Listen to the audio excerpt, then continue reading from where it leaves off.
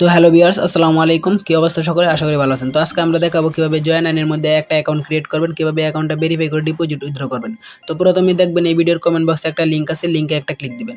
Click দেওয়ার পরে আপনাদের সামনে একটু যেরকম লোড নিতে পারে বা লোড নেওয়ার পরেই দেখবেন আপনাদের সামনে ডাইরেক্টলি এরকম একটা ফর্ম চলে আসবে। তো এই ভিডিওর ফার্স্ট কমেন্টে লিংক থাকবে, লিংকে ক্লিক দেওয়ার পরে আপনাদের সামনে এরকম একটা ফর্ম চলে আসবে। তো এরকম একটা ফর্ম আসলে আপনারা কীভাবে ফর্মটা পূরণ করবেন আমি দেখিয়ে দিয়েছি, সেভাবে করলে আপনাদের একটা পারফেক্ট অ্যাকাউন্ট তৈরি করা হয়ে যাবে। তো প্রথমে দেখেন ব্যবহারকারীর নাম, এখানে আপনাদের নামটা বসায় দিবেন। তো আমার নাম জয়, তো জয়ের সাথে আরও কিছু সংখ্যা বসায় দিবেন, যেমনটা আমি দিলাম 56777। তো এরকমভাবে সুন্দর একটা নাম বসায় দেবেন যাতে অন্য কারো নামের সাথে যাতে না মিলে। তারপরে দেখেন গোপন নম্বর, তো এখানে আপনাদের নামটা বসায় দিবেন, নামের প্রথম অক্ষরটা বড় হাতের দিবেন, যেমনটা আমি দিলাম জয় 5566, মানে সাথে আরও 4টা সংখ্যা বসায় দিতে পারেন। তো সুন্দরভাবে 4টা সংখ্যা বসায় দিবেন যাতে পাসওয়ার্ডটা মজবুত হয়। তো সেম টু সেম পাসওয়ার্ডটাই নিচে বসায় দিবেন, যেমনটা আমি দিলাম জয় 5566। তো এখানে ইউজার নেমের পাসওয়ার্ড এই দুইটা দিয়ে আপনারা লগ ইন করবেন। তো এইগুলা একটা ভালো জায়গায় সেভ করে রাখবেন। তো রাখার জন্য তো একটা স্ক্রিনশট মারবেন সব কিছু কমপ্লিট হলে। তারপরে মারার পরে যে পরবর্তী নামে একটা অপশন আছে না, এটার মধ্যে একটা ক্লিক দিবেন। তো ক্লিক দেওয়ার পরে দেখবেন ওই যে উপরে এরকম একটা পাসওয়ার্ড সেভ আসলে সেভ করে দিবেন। তো তারপরে দেখেন এই যে এখানে ভেরিফিকেশন কোড, তো এই কোডটা বসায় দিবেন সাইডে যে ভেরিফিকেশন কোড। তো আমার এখানে আছে 7862, আপনাদের এখানে অন্যরকম থাকবে, সেটা বসায় দিবেন অন্যরকম কোড থাকলে।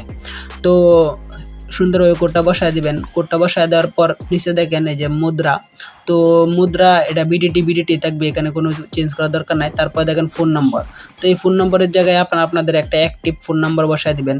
অবশ্যই ফোন নাম্বারের আগে যে জিরোটা থাকবে না, সেই জিরোটা কেটে 10 সংখ্যায় বসায় দিবেন।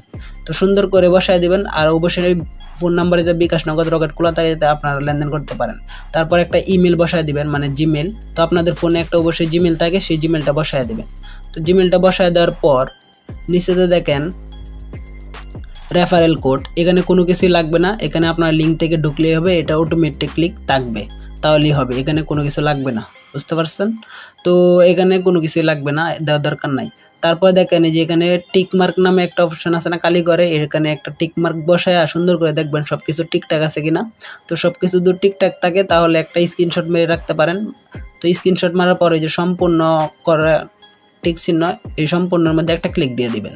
তো ক্লিক দেওয়ার পরে আপনাদের একটা অ্যাকাউন্ট এই যে এখানে জমা দিন, একটা অ্যাকাউন্ট খোলা হয়ে গেছে, মানে ফার্স্ট একটা অ্যাকাউন্ট খোলা হয়ে গেছে। তো খোলার পরে যে এরকম একটা ইন্টারফেস চলে আসবে। তো এরকম একটা ইন্টারফেস আসলে আপনাদের নিচেতে দেখবেন প্রোফাইল নামে একটা অপশন থাকবে, সেখানে একটা ক্লিক দিবেন। ক্লিক দেওয়ার পরে যে ব্যক্তিগত তথ্য নামে আর একটা অপশন থাকবে, সেখানে একটা ক্লিক দিবেন। তো ক্লিক দেওয়ার পরেই এই যে এখানে ফোন নাম্বার, এই ফোন নাম্বারটা ভেরিফাই করতে হবে। তো তার জন্য এই যে ভেরিফাই ওটিপির মধ্যে একটা ক্লিক দিবেন।